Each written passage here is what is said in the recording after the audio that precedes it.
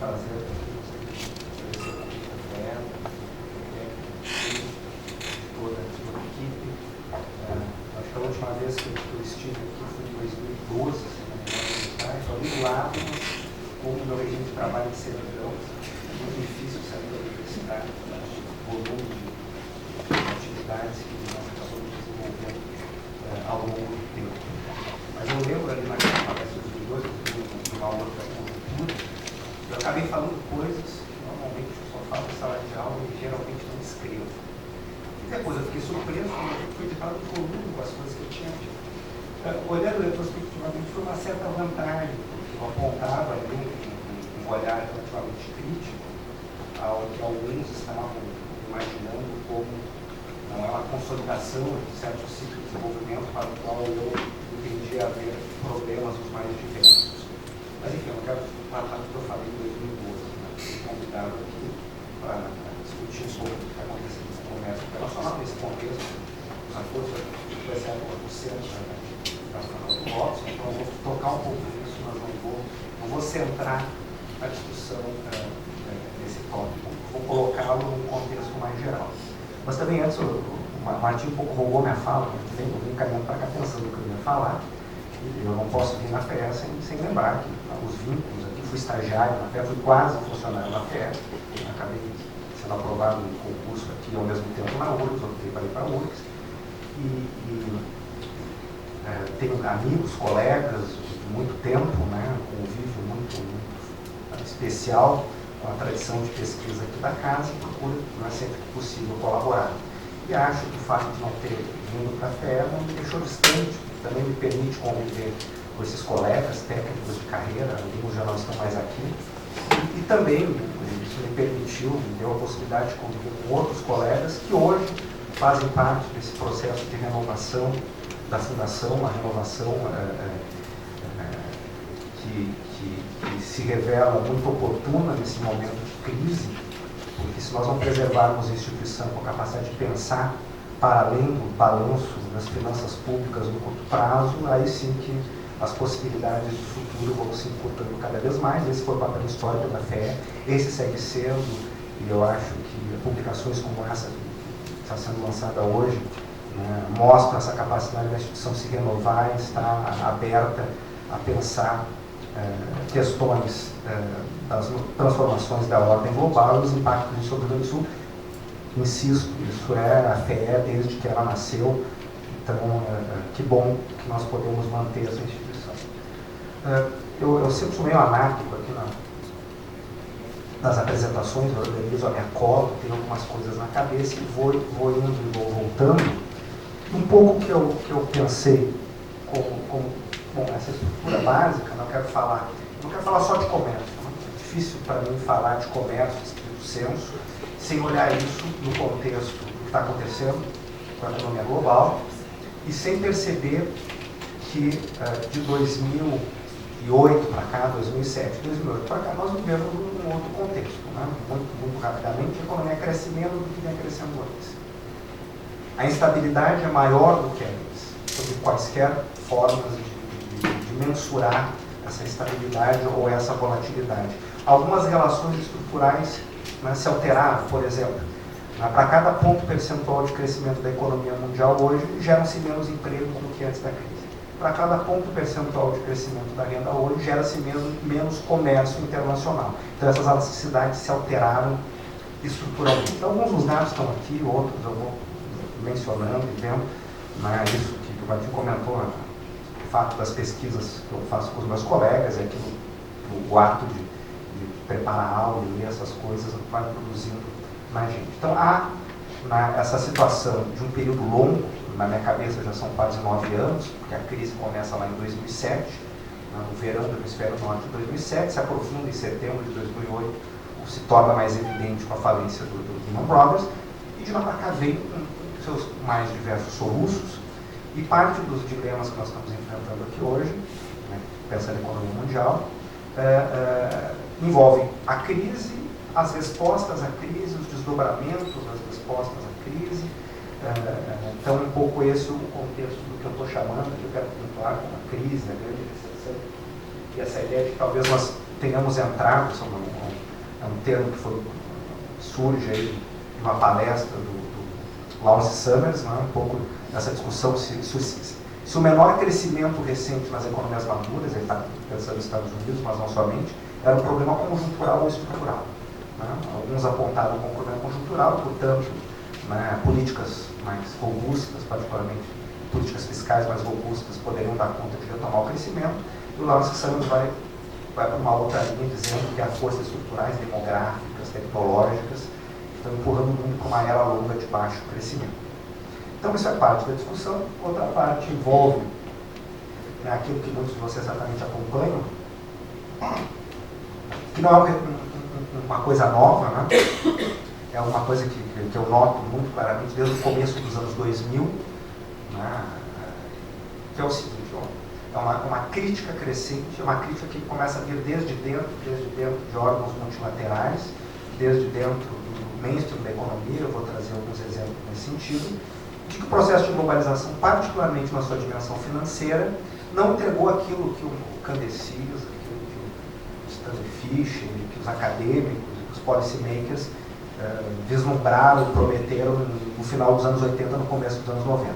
Então, para quem está acompanhando, seja no Financial Times, seja no Valor, para quem leu ali a última Finance and Development, um artigo dos pesquisadores do FMI, se questionando se a globalização não tinha sido superestimada, que já gerou uma polêmica. Vai o economista-chefe do FMI, Maurício Obstford, vai dizer, não, o FMI não mudou. De fato, se nós formos olhar as pesquisas dos últimos 10, 15 anos do FMI, eles vêm apontando sistematicamente para o fato de que a globalização financeira não entregou crescimento, aumentou a instabilidade, as crises financeiras aumentaram e a distribuição de renda piorou.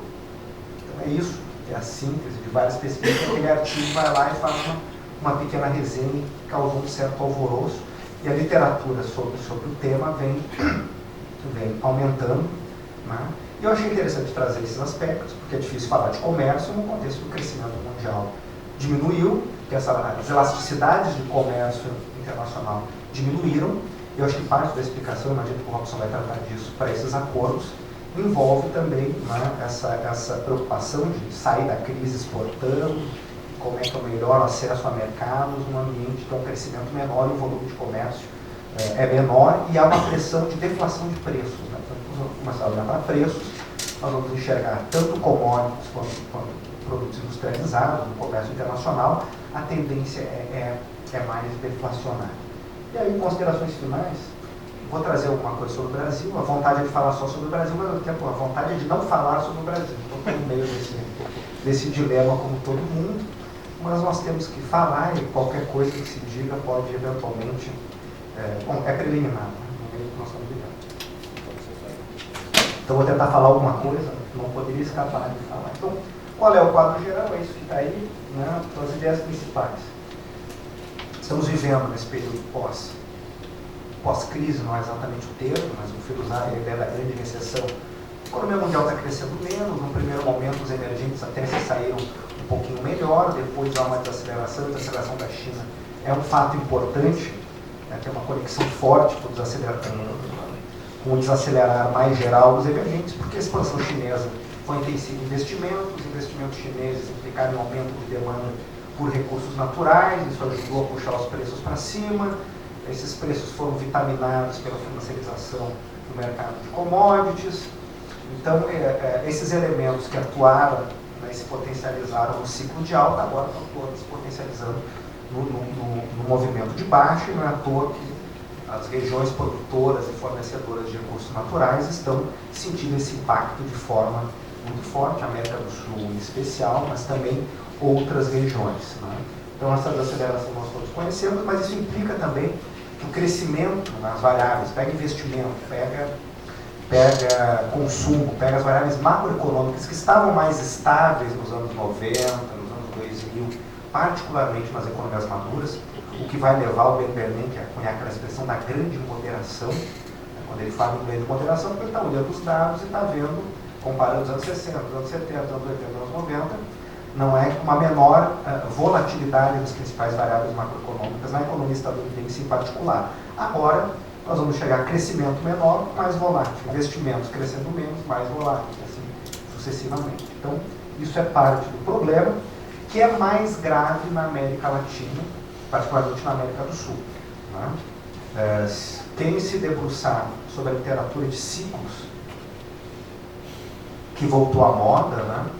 A parte empírica, principalmente, então, de ciclos, sempre, a literatura dos anos 90 para cá, vai se defrontar com essa ideia de que os países emergentes têm economias mais voláteis. Né?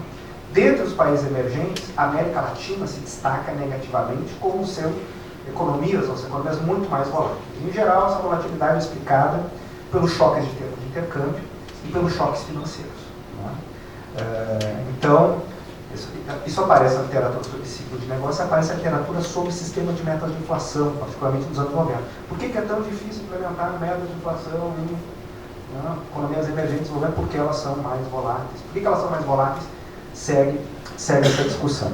Então, esse aspecto me parece particularmente interessante de chamar a atenção.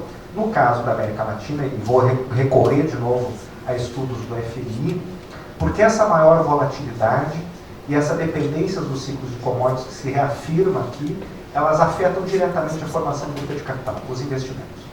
Né? E na medida em que os investimentos são comprometidos por essa maior volatilidade, aquele horizonte mais estável e robusto de expansão que os asiáticos conseguiram, a América Latina não logrou conseguir. E o período de bonança não reverteu esse quadro. Né? Então nós estamos vivendo a alteração disso. Então essas cidades elas estão se transformando globalmente, e no caso do Brasil os dados estão aqui depois pioraram. Então a cidade de renda de importações cresceu no Brasil dos anos 90 para cá. Então, para cada ponto percentual de expansão, atualmente de contração da renda, o impacto disso sobre importações é muito maior.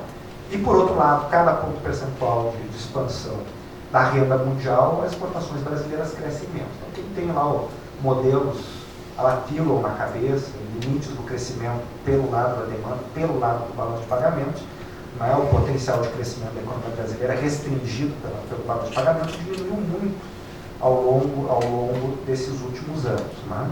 Então, nessa retomada, isso era parte do que eu trazia lá em 2012, o não enfrentamento dessas questões estruturais, a especialização regressiva, gerava dificuldades. Eu estou redistribuindo renda, estou expandindo o mercado interno, mas isso bate em pressão inflacionária, isso bate nas contas externas, e a estratégia do governo, então, que foi gerando o desequilíbrio fiscal, foi chamar para o Tesouro. O Tesouro foi absorvendo aí subsídio de energia, subsídio de gasolina. Acredita que os empresários vão investir, o que nunca aconteceu na face da terra, transferindo rendas para o andar de cima e dando subsídio, o pessoal não deu calendário direito, e a coisa foi indo para o jeito que a gente foi indo. Né? Aquela coisa de curto prazo e curto prazo, uma agradar a Fiesp, que eles vão investir. Então, é isso que eu falava em 2012. Não escrevi isso no paper acadêmico, mas ficou lá registrado. Então eu posso puxar e dizer, eu estou entre aqueles, não pelo lado das críticas outras que me apareceram, alertava para esse tipo de inconsistência. Bom, mas isso era quando as coisas estavam boas. Agora que as coisas não estão boas, o buraco é um pouquinho mais embaixo. Então isso é parte da história. Então falar um pouco do comércio, né? Na verdade eu já falei quase tudo. E essa questão das promessas da globalização que vão sendo questionadas, isso também é parte desse quadro mais geral. Eu acho que, eu vou usar um pouco aquela analogia do professor Danny Roderick, num texto há alguns anos atrás, em que ele brincava o seguinte: se um marciano viesse para o planeta Terra e fosse perguntar o que nós fazemos para crescer, e caísse nas mãos dele o consenso de Washington, ele fosse procurar os países que seguem o consenso de Washington, ele ia perceber que são os que crescem menos. E os países que eram os maus alunos, que não seguiam o consenso de Washington, eram os que cresciam mais. Então, fazendo essa analogia, se um marciano fosse parar no planeta Terra hoje e viesse para o Brasil e olhasse o debate brasileiro e olhasse o debate internacional e cotejasse as duas coisas, ele realmente ia ficar espantado no tipo de debate que nós estamos fazendo no Brasil. E se caísse nas mãos deles tudo do FMI, então ele ficaria mais assustado ainda, porque quem é a autoridade para pensar a globalização? Se dissessem para esse marciano que era o FMI, ele ia ver lá no FMI, olha, políticas de austeridade diminuem o crescimento a longo prazo, pior distribuição de renda, o setor público tem que investir mais, particularmente em infraestrutura, em áreas que vão aumentar as taxas de retorno, porque geram externalidades positivas, energia, educação. Aí vem o debate para o Brasil, um troço completamente descolado na minha humilde percepção sobre o que está acontecendo. Bom, comércio. Aí é o dado aqui que muita gente conhece, é o dado mensal, mas aí anualizado, né, somando os 12 meses, das exportações das 70 economias do mundo, que respondem por 90% das exportações mundiais. É uma boa proxy mensal do que está acontecendo com as exportações mundiais. Nós vemos que desde 2014 as exportações vêm caindo. Nesse momento, se eu comparo o último dado, que foi disponibilizado em maio, que é de março de, de março de 2015, olha para março de 2014 e no valor é 11% de queda das exportações mundiais. Então tem uma estagnação ou uma queda de volume e tem uma queda de preços importante aí que ajuda a explicar esse negócio. Aí o último relatório do FMI, o Panorama da Economia Mundial agora de abril, né, estou há muito tempo prestando atenção nisso, mas se qualquer um fosse calcular grosseiramente a elasticidade dividindo uma coisa por outra, aí vai ver que a elasticidade renda do comércio mundial diminuiu. Tem um outro estudo recente da OMC, não lembro se foi da OMC ou da UNCTAD, que tem um gráfico bem bonitinho mostrando que essa elasticidade vinha crescendo nos anos 80, 90, chega um ponto que começa a cair. Né? O fato é que, principalmente para os países emergentes, nós vimos durante o período da globalização, dos anos 80 para cá, grosso modo, o comércio cresceu 2 vezes mais do que a renda mundial. Não era esse mais ou menos o último. Agora, isso sim, um pouco se inverteu, e particularmente isso em valor.